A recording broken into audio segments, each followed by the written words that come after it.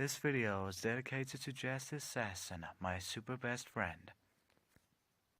It's Christmas Eve in snowy 1800 London, England, and in a small house at the edge of town lived a lonely 7-year-old boy named Isaac. Isaac was a sad child, with not a friend to his name.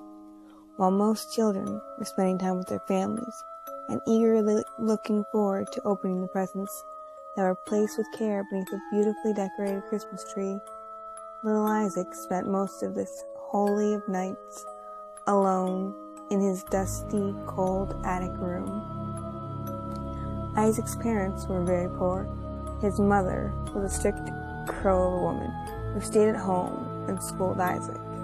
His father worked long hours down at the London harbour to support his family, although a large portion of his earnings went towards purchasing and consuming copious amounts of alcohol at the end of his shift.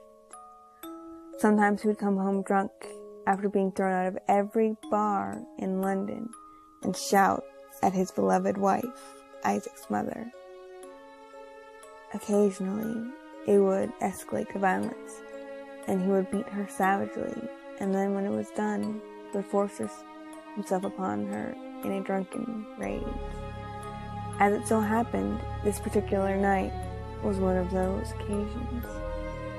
Isaac just remained quiet, quivering beneath his soiled bedsheets until the screams and loud bangs subsided. Once poor, frightened Isaac was finally able to fall asleep, he dreamed of what it would be like to have a friend to play with.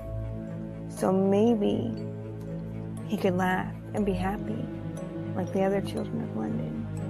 Luckily for little Isaac, this Christmas Eve marked a big change when his abysmal loneliness caught the attention of a guardian angel, who then crafted a very special gift for the sad little London boy.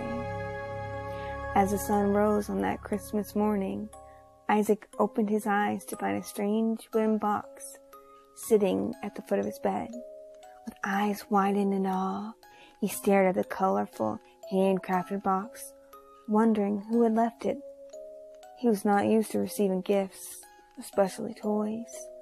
What little toys Isaac did have were ones he had found abandoned in the street or washed up in the gutters. Isaac scooted up to the foot of his bed in front of the mysterious box and picked it up with both hands. The box was beautifully painted in colorful styles, with carvings of happy clown faces on the side. There was a tag on the box that simply read, "For Isaac." On the top of the box was an engraved text. Isaac squinted his eyes as he sounded out the words, "Laughing Jack in a box." He paused. Laughing Jack in a box? Isaac had heard of a jack-in-the-box, but never a laughing jack-in-a-box. His mind spun with curiosity as he grasped the box's metal crank. Isaac tuned the crank, and the song, "Pop Goes the Weasel," chimed in rhythm with the crank's gyrations. As the song came to its climax, Isaac sang along with the final verse. "Pop goes the weasel." But nothing happened. Isaac let out a sigh. "It's broken." He placed the box down on the edge of the bed and shuffled across his small, dusty room to his dresser, where he changed out of his soiled sleepwear and into his usual tattered clothing. Suddenly, Isaac heard a loud rattling noise coming from the bed behind him. He spun around to witness the wooden box violently shaking.